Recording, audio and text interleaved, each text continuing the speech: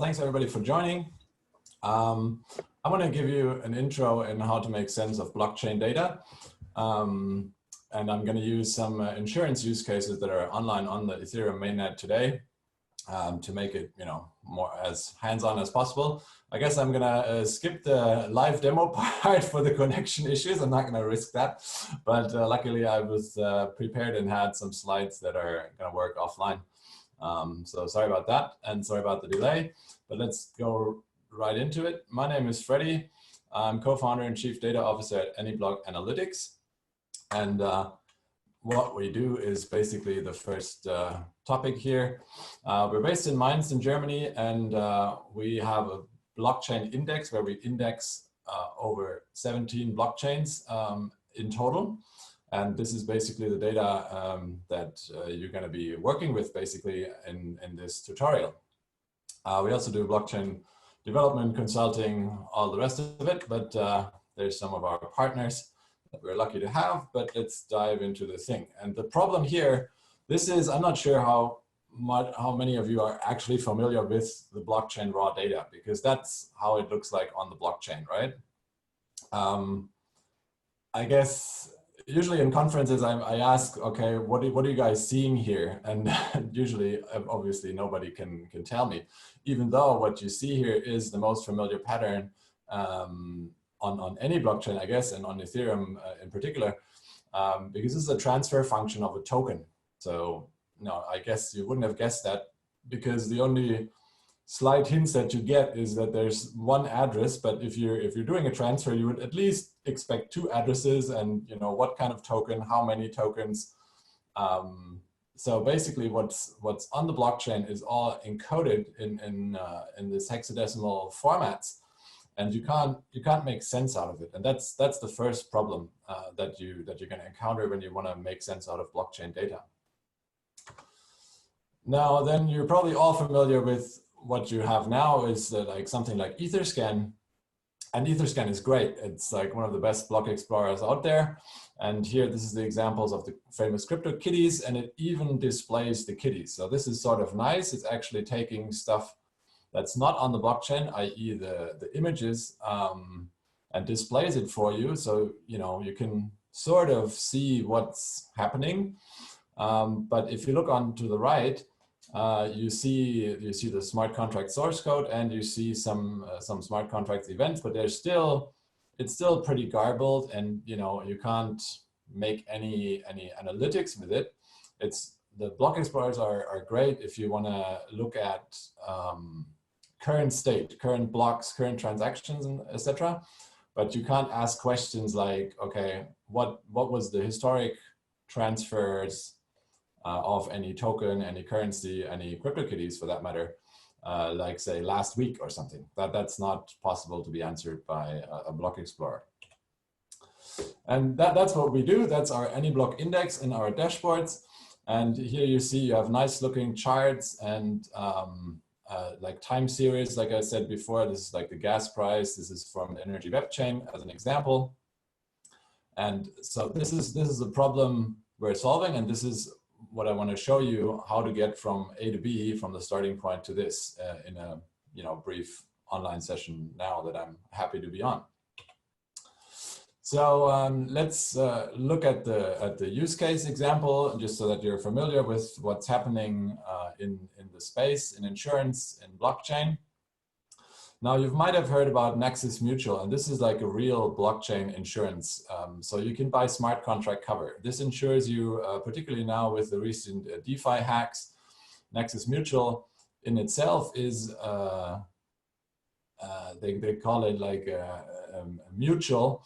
So it's not technically an insurance, but it works like an insurance. You pay a premium, and basically if there's some unintended use of the smart contract, then let's say the token holders, the members of the mutual, of Nexus Mutual, are going to vote on whether this is a case where the unintended use was taking place, and that's then they're going to pay out the premium that was agreed on. So this is what many people that are deep in the crypto space think about blockchain insurance, like a real blockchain native insurance use case. And Nexus Mutual has a great dashboard where you can actually look into everything, because I mean, that's the promise of blockchain, right? You have transparency, nobody can cheat you. So pretty much all projects that are legitimate, at least I would say, would display something like that on their website or on a status sheet, or actually some third parties may offer this kind of dashboard in order to show, like in this case, okay, how much cover is there, how much funds are held. This is a bit old. This is 1.7 million. I think it's a bit higher now.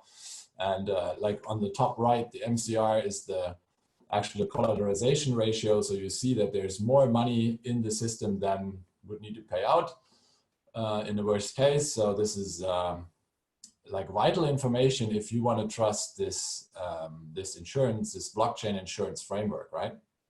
So this is one example, but I'm gonna do a more classical example, and this is Fizzy by AXA. Unfortunately, they closed it late last year, but it was one of the first insurance use cases that was on the blockchain, and it's very simple, so that's why I chose it as an example. So as you can see here, this is the website. You enter your flight number and your departure date and where you're based, and then it'll give you a quote just like that, based on some risk parameters of how likely it is that the flight is going to be delayed or it's going to be canceled. You see how much you pay, and you see how much you get if the actual delay is going to happen. So in this case, you see pay 20 bucks, and then if the event is actually happening, so a delay larger than 2 hours or a cancellation, then I get 500 bucks automatically paid by the smart contract. Now, I don't want to go into, let's say, how it makes sense to do that on blockchain, because actually they're using the blockchain, you know, in a very few amounts, as the experts will see and know. But it doesn't, so I don't want to go into that discussion, but I just want to show what's possible to see on the blockchain on this example. So how to do about it? Number one is, like, we're not the only ones that are offering these kind of dashboards and analytics. There's others like the Curious Giraffe or Blocksy or June Analytics. They're all doing quite the same. They have a little bit of a different focus, but basically it's the same principle. So if you happen to run across any of those, give them a shout out from us, and you can basically do what I'm going to show you in the example with Anyblock. You can also do with them. So how to actually gain the blockchain insights? What do you need for that?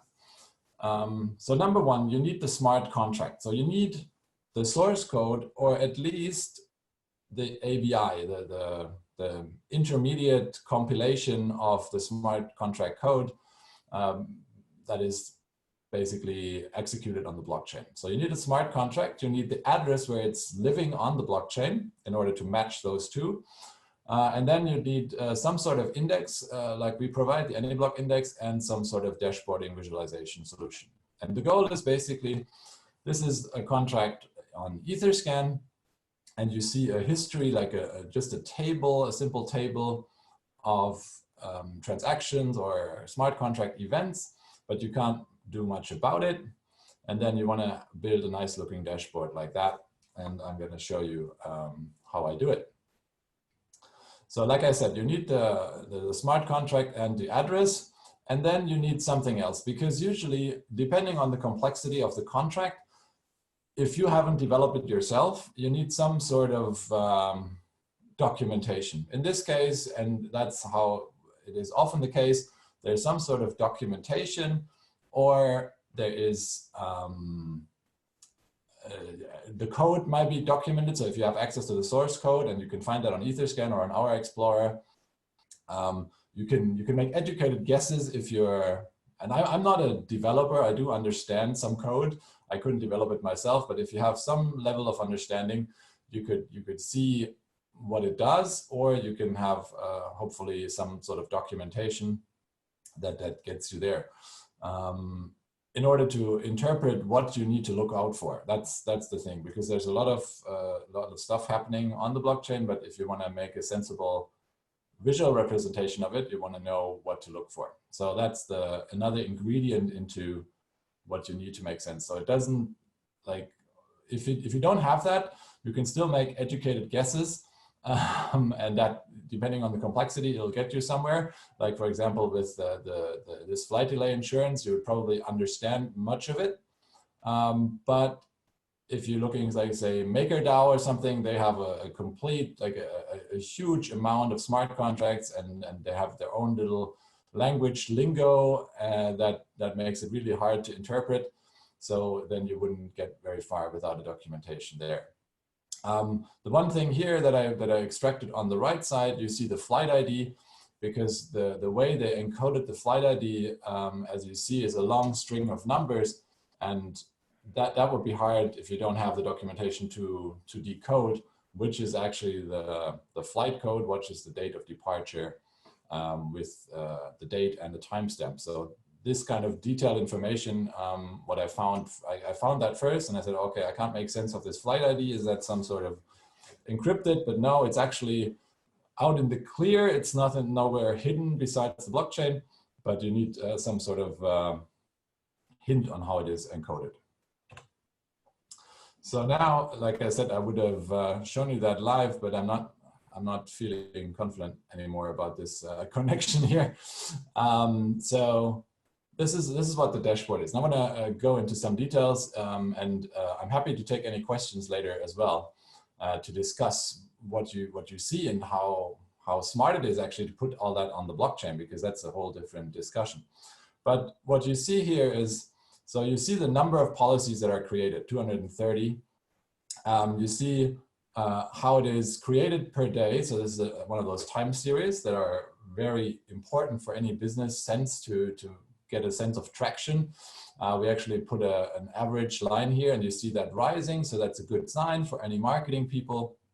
But probably, I mean, they pulled the plug late 19. So I guess it wasn't enough. And as you see, the amount of premiums, and this is not like 1,000 euros, so this is actually the number. So 2,500 euros was the number of premiums that they actually gained through that. So you see, it is early days. It is a niche, obviously, for somebody like AXA.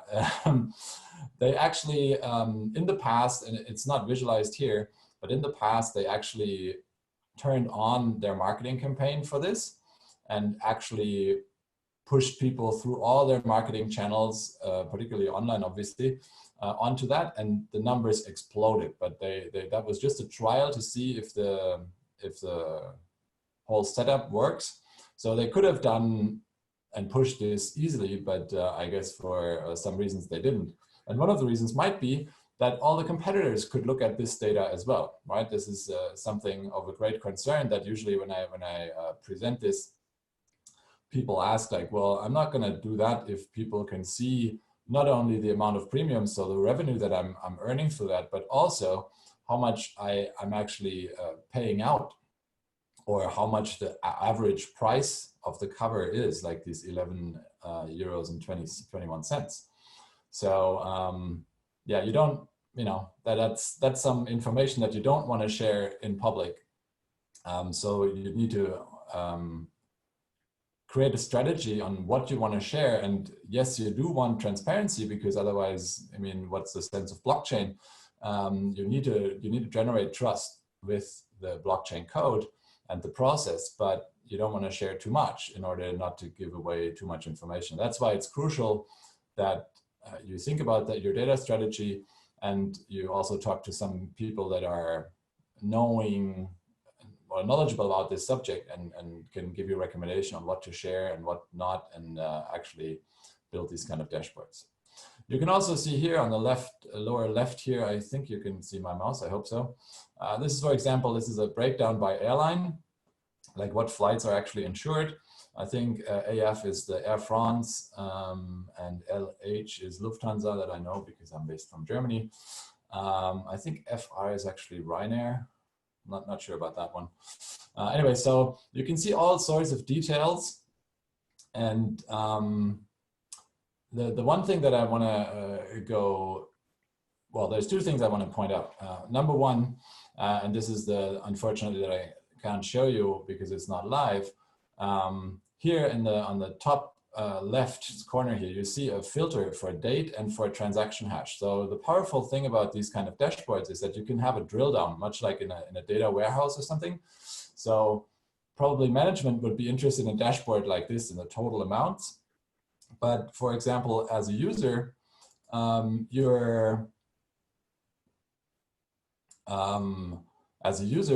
you would probably want to see, okay, did actually my premium that I paid, did that actually arrive on the blockchain?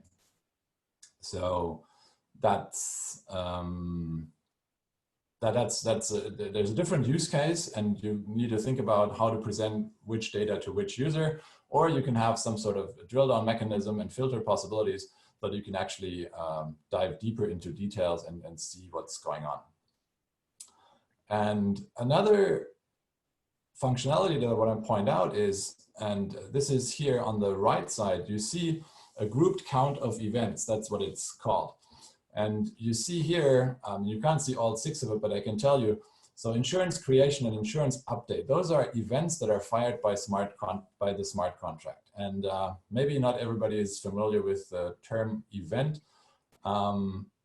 Basically, it's like logging of blockchain code, right? Like in other coding environments, you would log some things in order to get debugging information, etc.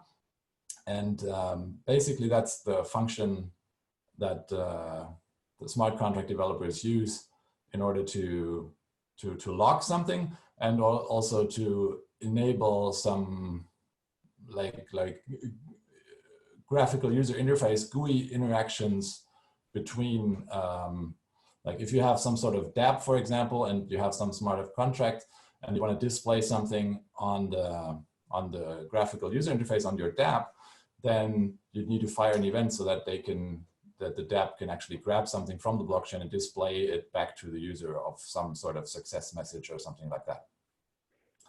And so these events are basically the bread and butter that you want to look for when you create these analytics. And so that's always the first thing that I'm going to do when I analyze a smart contract or a smart contract code. For example, if I don't have any documentation, then I'm going through the code and look for the keyword event, and then I can see what kind of events are fired. Like maybe another example that people are familiar with would be token. Any sort of token, standard token on the Ethereum blockchain, like 99% of the time, you're going to see the event is going to be a transfer from A to B. Like I'm sending Jan some whatever, I don't know, DAI or something, and that would generate a transfer event with my address, his address, and the amount. It will actually not go straight from me to Jan, but it's going to go through the contract of the token, obviously. And that smart contract is actually firing that transfer event in order to, have a protocol of what's happening. So those events are important. And this is also something that provides us another use case, because you can see here, once you decode that, and the thing to remember is, because we have the smart contract code and the ABI, and we put it into our system, we translated the raw data that you saw in the very first slide, the pink highlighted code that you couldn't make any sense of. Because you do have the smart contract code, it translates all this hexadecimal data into actual information, and that basically spells out human legibly those event names. And that's the insurance creation, insurance update. So just by looking at those events, you can see, okay, this is some sort of insurance smart contract. And this is obviously where the action happens. And but you also see at the bottom there, you see there's an asset manager changed. So something that only occurs rarely, and that might be interesting and critical to the operations of this. So that leads us to another use case, because this dashboard, this could be internal. So let's say AXA, they want to see, how it is progressing, how their marketing spending is affecting the curve. Are they actually making profit? It could be used for auditors, obviously, that need to, audit. Obviously insurance is highly regulated, So they would need to see some proof what's happening on the blockchain. And it's also good for, like I said before, with Nexus Mutual to generate trust into the system and actually being shared with the public or the ecosystem, the users, so that they have the trust that this is actually working as intended. And after all, that's what blockchain is for.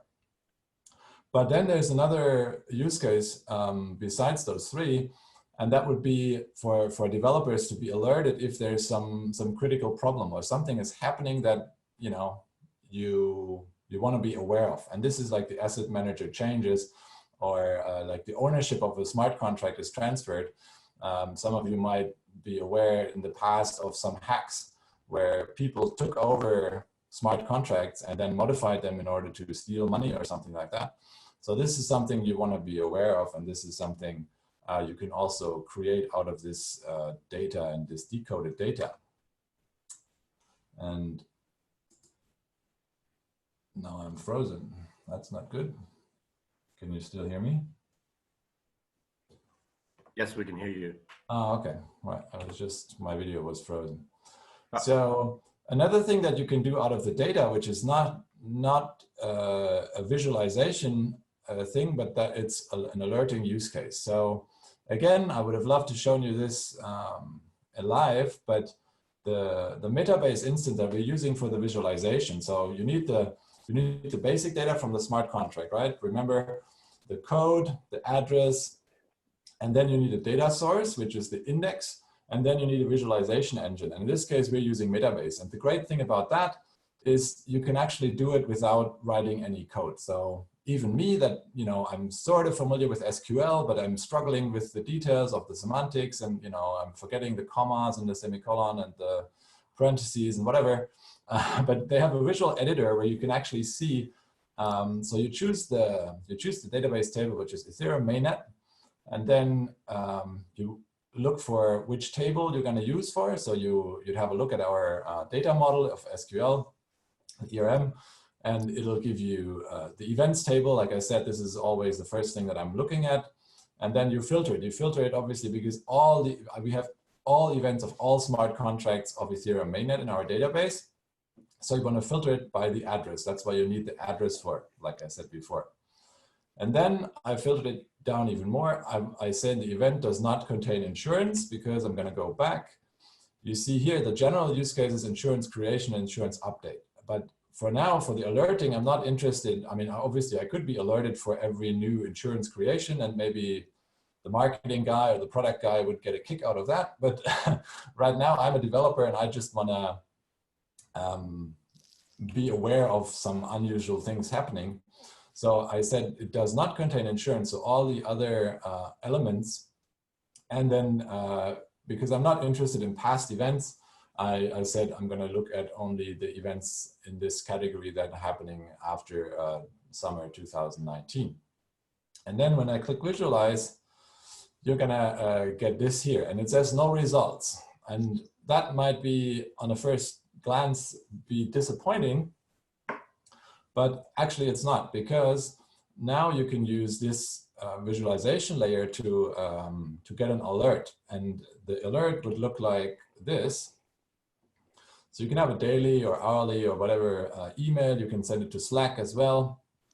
And this is basically a job that is looking if this query returns any results. So if there's any event that is unusual or that only happens every few months or something, and then you would get an email. So that is some sort of a very basic alerting, and the experts will recognize we're going through the visualization layer. So there's added complexity, but for average users, this is very easy to be notified of something that is happening. You could also, obviously, you can do that on any kind of query. So what I'm showing here, like this sort of editor where you ask your questions, actually how Metabase puts it, this is behind all of these different squares of numbers and graphs, right?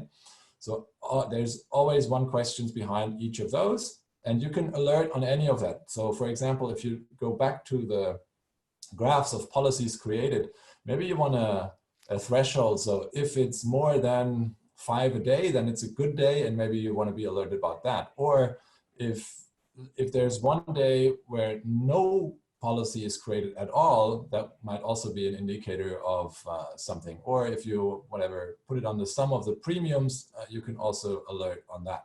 So there's on any of those queries, on any of those, you can set up an alert like I'm showing here, and be alerted, and don't have to, because we've been in touch with a lot of projects, and what they say they do is they go to Etherscan regularly and hit F5 to refresh and see if there's something happening or what is happening. Now that's obviously distracting you a lot from your actual development work, so you don't want to do that. So that's the message basically I want to sending is you can use these kind of dashboards as one, and this is going to help with a lot of use cases like sharing with the community to generate trust, marketing or business insights, and general analytics. And you can use that same data to alert on something more random, or just on any of those numbers. And yeah, that's the use case examples. So when you're developing a smart contract or a dApp, you can check real-time data, and you can use also the test systems, because obviously you're not starting on mainnet, but we also cover all the test nets. You can also integrate that with other existing business intelligence tools. So if you're not wanting to use our visualization layer, you can just plug in our data pool into existing intelligence.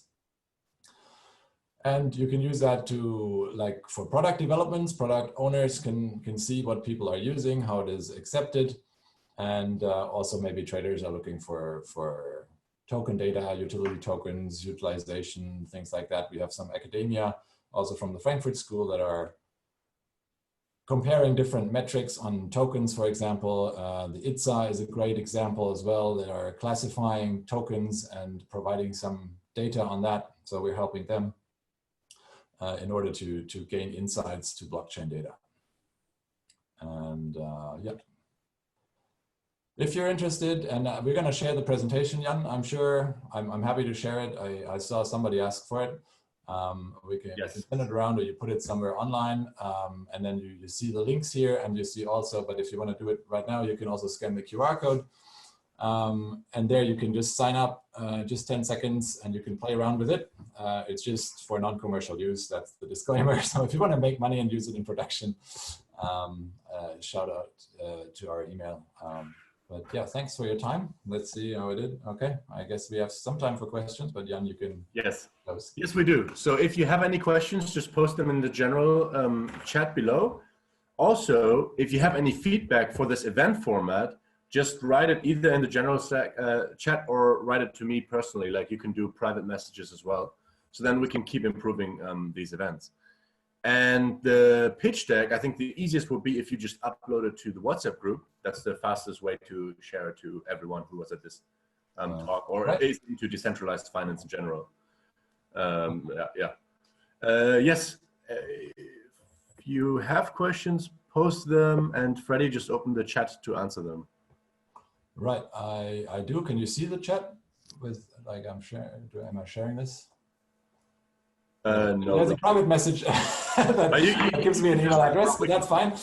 So the one question from Armin. Okay, there's one coming up. What's the WhatsApp group, please? So Jan is going to share that. I'm under it, yes. And in the meantime, I'm going to take the question from Armin, and he's asking if we only work with Ethereum network or also support other blockchain networks. So not only Ethereum mainnet, but we already support 18 Ethereum base networks, and we're also very close. Probably next week we're going to support Bitcoin, and we're going to add others. And if you're interested in a particular one, then let us know. We're very happy to work with people and ecosystems to add.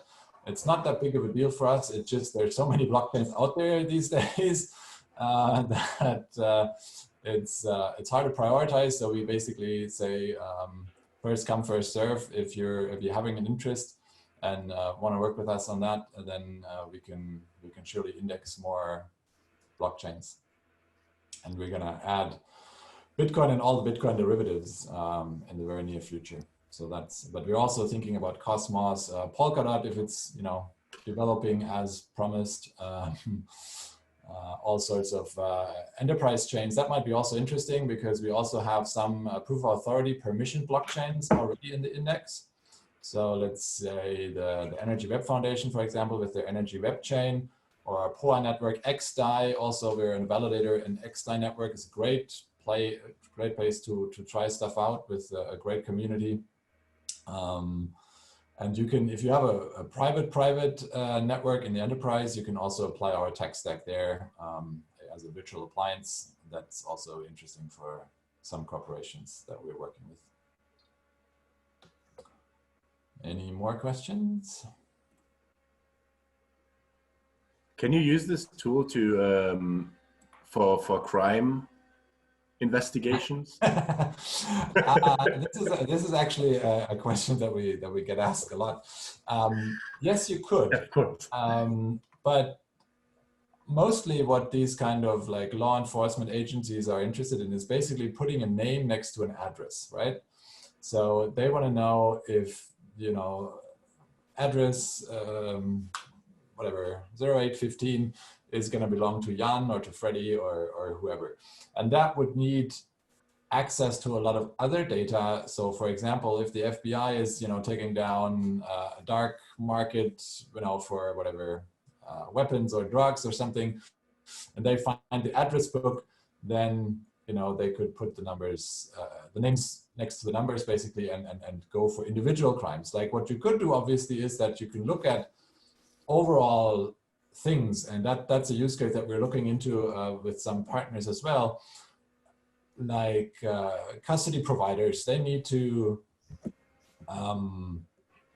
classify where funds are coming from in order to comply to anti-money laundering regulations. So let's say if some ether is going through a mixer, that would make it suspicious. Like it's not necessarily bad because you can obviously legally use mixers, it's not a problem, but it's sort of tainted maybe.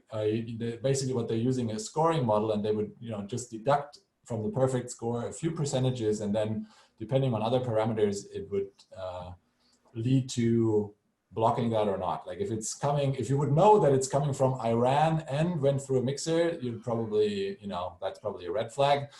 But like say US mixer would be okay, or whatever the criteria are. I guess the regulators are not too clear on that. We've been doing some research, and there's no real guideline on it because it's such a new field. But that is something as well where they can use those kind of insights. Yes. What about predicting markets? Like, have you tried predicting big jumps in the price because of big amounts being moved by whales? Yes, theoretically that's another use case, and for example, Sentiment is focusing on that. They're trying to derive signals out of not only the on-chain data but also exchange data. The thing is, you would like, in order to determine which like you could isolate big value transfers, like you're saying, like a whale is transferring that, but you don't know if he's just rotating his keys or transferring it from his left pocket to his right pocket, and then it would be meaningless. It would only be meaningful if he transfers it, for example, into an exchange in order to sell it. So that would mean you need to identify exchanges addresses, but they're using hundreds of thousands of addresses because obviously they know that they don't want to be discovered, and this is valuable information, and you know they could get hacked if people know too much about it. So there's hundreds of thousands of addresses for all the different exchanges. So it's very hard to lock that. Token analysts, they're pretty good in that. They're most advanced. They're spending a lot of resources on identifying those. So that's what I meant when I said there's different providers on these kind of analytics. And they all have a different focus, like Sentiment, the trading info, and they're also doing like Twitter sentiment analysis. That's where they're basically coming from. The token analysts, they're doing great work in the exchange movements. Chainalysis, for example, they are definitely in the KYC AML specialists, also coming from the Bitcoin corner as a big there. And we're more in the enterprise segment, more on the logic. Like if for us, the token transfer is the most basic use case, and it's rather boring. What we're really interested in, like if the smart contract is actually emitting 10 or 20 or 30 different events, and you need to make sense out of those complex systems, interactions, and business logic on chain. That's like where we are most interested in, basically. Nice. And then there's a question coming from Antonio, I guess. Have you tried make such analysis with Monero and Zcash? No, we haven't. And the reason is pretty simple because number one, they're not the biggest network. So like for AML, KYC purposes, it's like Bitcoin and Ethereum would be the most interesting ones, also with the DeFi stuff going on in Ethereum. And also because Monero and Zcash more or less try to hide this kind of information. So it's really hard to extract. I mean, that's why what the reason for existing, because they want to try to hide who is sending how much to whom. And so that would need another big load of analysis. So that's why. There was one by Marcel above that as well. Ah, right. Okay. And do you intend to include data related to blockchain protocols in addition to pure on-chain data? Hourly prices. Yes, that's actually something we're working on as well. We're going to have a price feed included not too long in the future. We're not going to do like a very detailed pricing information, but let's say if we do a daily average price, and even that is actually a problem. We're in talk with the regulators. What's the official price for Ether today? Like, I mean, there's millions of points, and I guess there's some metrics in the traditional stock markets that are like the official price that you use also for like tax purposes and stuff like that. Like in crypto, it doesn't exist, and people are not sure what the actual daily price would be. But we probably grab some data source where we can get it historically, because we also need it historically, and that's the challenge to get the data historically for all tokens, for all networks. But yes, we're gonna include like off-chain data, like price information, for example, also in our API, and provide that to users. And then there's another by R. Hess. Thanks for the presentation. When directly connecting to your database, can you give an example when a query would be too heavy for your great database? Yeah, that's a very good question. Well, we do have indexes, but you're right, there's billions of data sets, obviously. So you do want to make sure to do a good where clause or work with limits for those people that are familiar with that. If you would go through all events or all transactions historically and try to, that would be too heavy. But for example, the tokens, we've also extracted them into a materialized view, so you can have token information that are sort of denormalized already.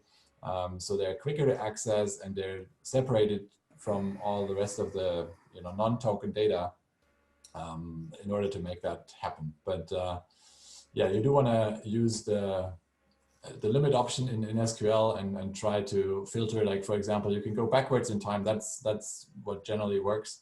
If you're going backwards in time for your search and limit it for the last, whatever, 2-3 weeks in the beginning to see if your query is actually returning the result that you're looking for, and then you can expand the time horizon when you know what you're looking for. So those would be examples. And if you have actual questions with queries, explicit queries or something, very happy to answer that offline. Just send me an email, and we can work together with me or our CTO and try to work it out, and we can help formulate queries that are not as bad on our database.